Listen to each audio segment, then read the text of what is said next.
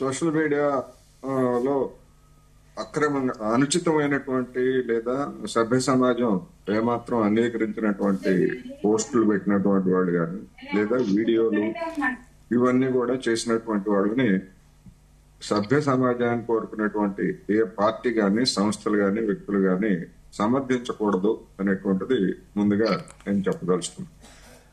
అయితే గత కొద్ది రోజులుగా వైసీపీ పెద్దలు చేస్తున్నటువంటి వాదనలు లేదా ఇవి చాలా వింతగా కనిపిస్తున్నాయి. అసలు కేంద్ర ప్రభుత్వము సుప్రీంకోర్టు కూడా సోషల్ మీడియా యాక్టివిస్టుల మీద కేసులు పెట్టకూడదని చెప్పింది. దానికి భిన్నంగా కేసులు పెడుతున్నారు అని చెప్పేసి కూడా కొంతమంది డిస్కషన్స్ లో మాట్లాడుతున్నారు. మరి వాళ్ళకి తెలిసి మాట్లాడుతున్నారో తెలియక మాట్లాడుతున్నారో ఏదో ఒకటి చెప్పేస్తే సరిపోతుంది అనేటువంటి ఉద్దేశం మాట్లాడుతున్నారో తెలియదు.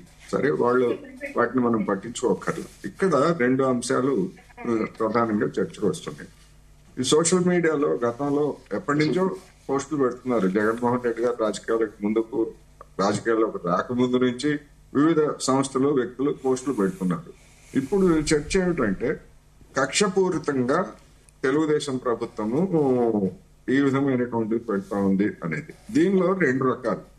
ఒకటి, వివిధ పోస్టులకు సంబంధించి వివిధ వ్యక్తులు ఇచ్చినటువంటి ఫిర్యాదుల ఆధారంగా కేసులు పెట్టడం ఒకటైతే, రెండోది సుమోటోగా ఎక్కడైనా కేసులు పెట్టేట్లయితే దాని గురించి డెఫినెట్ గా చర్చించాల్సిందే. ఎందుకు అంటే సుమోటోగా పెట్టేటువంటి కేసులు ఒక పార్టీకి సంబంధించినటువంటి వాళ్ళ మీదనే కనుక పెట్టేట్లయితే అది న్యాయం కాదు. ఎందుకు అంటే సుమోటోగా పెట్టాల్సి వచ్చినప్పుడు గతంలో తెలుగుదేశం పార్టీకి చెందినటువంటి వాళ్ళు కావచ్చు లేదా ఇతరులు కూడా అనేకమైనటువంటి పోస్టులు, అవాంఛనీయమైనటువంటి పోస్టులు పెట్టారు. ఆ వాళ్ల మీద కూడా పెడితే అప్పుడు మేము అందరి పట్ల ఒకే ఐక్యతతో ఉన్నాం అనేటువంటిది సందేశం ఇస్తుంది. అలా కాకుండా ఇప్పుడు ఎక్కువ భాగం నాకు తెలిసినంత వరకు ఫిర్యాదులు ఇచ్చినటువంటి వాళ్ళ మీదనే, ఇప్పుడు రామ్ గోపాల్ వర్మ కావచ్చు, పోసాని కృష్ణమురళి కావచ్చు, లేదా వర్ర రవీందర్ రెడ్డి అనేటువంటి ఒక అసాంఘిక శక్తి, డెఫినెట్ గా చెప్తున్నా, అతను పెట్టినటువంటి పోస్టు చూసిన తర్వాత సభ్య సమాజం ఏమాత్రం సహించకూడినటువంటి వ్యక్తి. అదేవిధంగా ఇలా ఇంకా అనేక మంది పేర్లు చెప్పుకుంటే చాలా ఉంటాయి. ఇటువంటి వాళ్ళ మీద తీసుకునేటువంటి చర్యలని డెఫినెట్ గా సమర్థించాలి. ఒకవేళ వాళ్ళు నిర్దోషులు, ఏమని చెప్తున్నారు కొంతమంది, ఫేక్ అకౌంట్లు, వాళ్ళ పేరుతో సృష్టించినటువంటి ఫేక్ అకౌంట్లతో అలాంటి పోస్టులు పెట్టారు అని చెప్పేసి చెప్తున్నారు. నిరూపించుకోండి. కేసులు పెట్టారు, కేసులు పెట్టినప్పుడు నిరూపించుకోండి. చంద్రబాబు నాయుడు విషయంలో కూడా మీరు చెప్పింది అదే కదా. మీ మీద కేసులు పెట్టినప్పుడు మీరు నిర్దోషి అయితే కోర్టుల్లో నిరూపించుకోండి అని చెప్పేసి చంద్రబాబు నాయుడిని, అదేవిధంగా తెలుగుదేశం నాయకుల మీద కేసులు పెట్టినప్పుడు కూడా వైసీపీ నాయకులు చెప్పింది అదే కదా.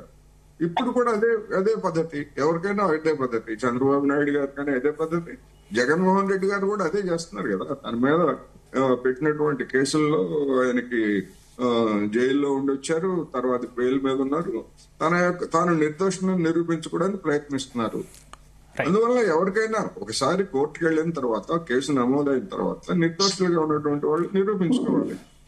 కానీ అలా కాకుండా ఏదో ఏకపక్షంగా సాగుతా ఉంది. లేకపోతే అసలు మొత్తంగా చూసినప్పుడు అలాంటి పోస్టులను ఖండించాలి, అలాంటి పోస్టులు తప్పు అనేటువంటి మాటే రావడం లేదు. ఉదాహరణకు ఇప్పుడు రవీందర్ రెడ్డి అనే అతను పెట్టినటువంటి పోస్టులు చూస్తే వైఎస్ రాజశేఖర రెడ్డి వ్యక్తిత్వాన్ని కూడా దెబ్బతీసే విధంగా పెట్టాడు.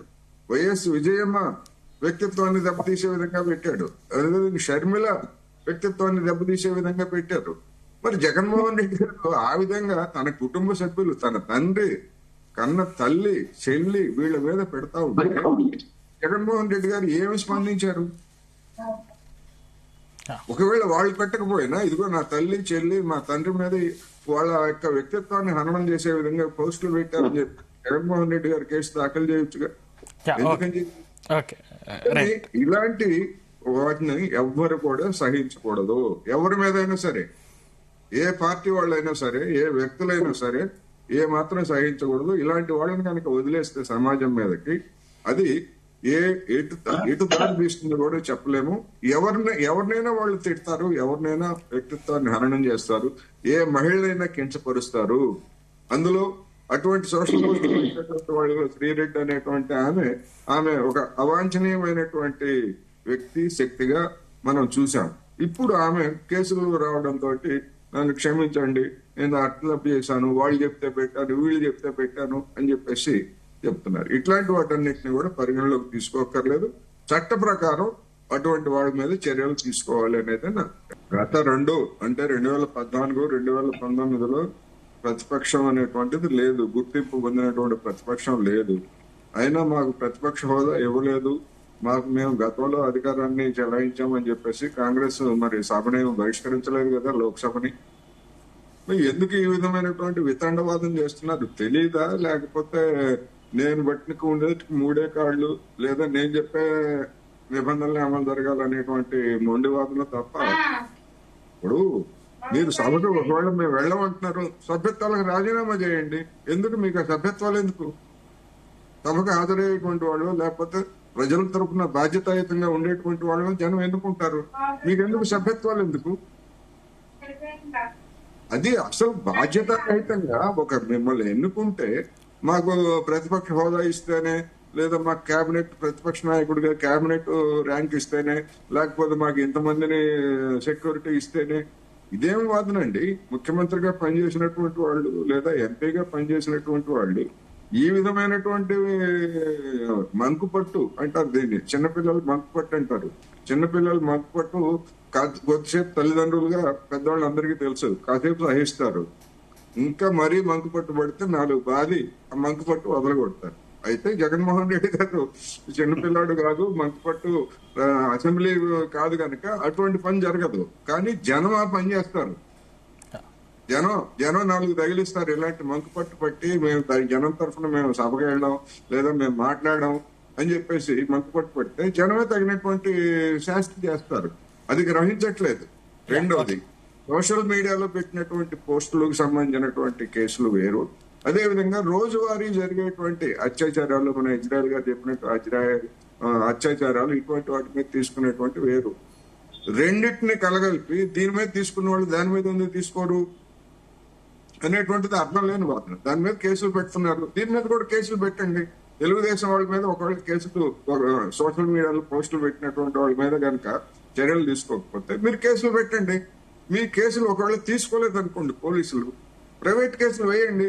ఉన్నారు కదా పొన్నవాళ్ళ సుధాకర్ రెడ్డి లాంటి వాళ్ళు, ఇప్పుడు వాళ్ళకి పెద్ద పని పాటలు కూడా ఏమి లేవు కదా, లాయర్లు 100 మంది ఉన్నారు కదా, వాళ్ళందరూ చెప్పి కేసులు వేయించండి. ఎవరెత్తున్నారు?